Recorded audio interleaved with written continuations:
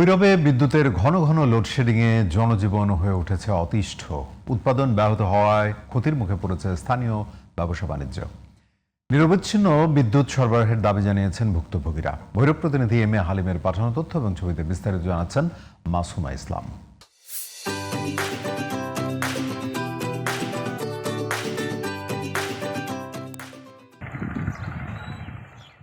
বাণিজ্যিক কেন্দ্র হিসেবে পরিচিত ভৈরবে রয়েছে হাজারো মিল কারখানা ও ব্যবসা প্রতিষ্ঠান, যার অনেকটাই বিদ্যুৎ নির্ভর। কিন্তু সাম্প্রতিক সময়ে লোডশেডিংয়ে এসব কারখানার উৎপাদন ব্যাহত হয়ে বাড়ছে লোকসান। ব্যবসায়ীরা বলছেন, নিরবিচ্ছিন্ন বিদ্যুৎ না থাকলে বড় ক্ষতির মুখে পড়তে হবে। 24 ঘন্টার ভিতরে 18 ঘন্টা কারেন্ট থাকে না।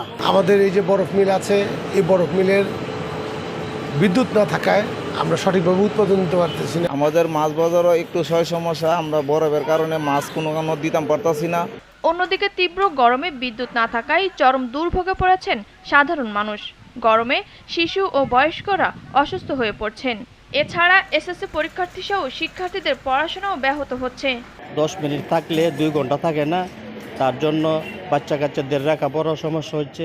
বাচ্চা কাচ্চা মনে হয় কি গরমে অসুস্থ হয়ে যেতেছে আমাদের বাচ্চা কাচ্চা। এ বিষয়ে বিদ্যুৎ বিভাগের আবাসিক নির্বাহী প্রকৌশলী আহসান মাহমুদের সাথে যোগাযোগ করা হলে ক্যামেরার সামনে কথা বলতে রাজি হননি তিনি। তবে বিদ্যুৎ বিভাগের সহকারী প্রকৌশলী প্রণব দাস জানান, চাহিদা অনুযায়ী বিদ্যুৎ সরবরাহ কম থাকায় লোডশেডিং দিতে হচ্ছে। ভৈরব উপকেন্দ্রের জন্য যে বরাদ্দটা সেটা আমাদের কম আসতেছে। রেশনিংয়ের মাধ্যমে আমাদের আগের তুলনায় যেরকম আমার 35 মেগাওয়াট, তার তুলনায় আমার ধরেন আসতেছে হচ্ছে অ্যারাউন্ড 24 থেকে হচ্ছে 25 বা 22 মেগাওয়াট আসতেছে। আমরা ঊর্ধ্বতন কর্তৃপক্ষকে আমরা জানাইছি এবং কর্তৃপক্ষের কাছে আলাদা করে আপনার নোটশিট দিয়ে যাতে আমাদের বরাদ্দটা বৃদ্ধি করা হয় সে লক্ষ্যে আমরা একটা আবেদন আমরা দিছি। ভোগান্তি লাঘবে দ্রুত কার্যকর পদক্ষেপ নেবে বিদ্যুৎ বিভাগ, এমনটাই প্রত্যাশা সবার।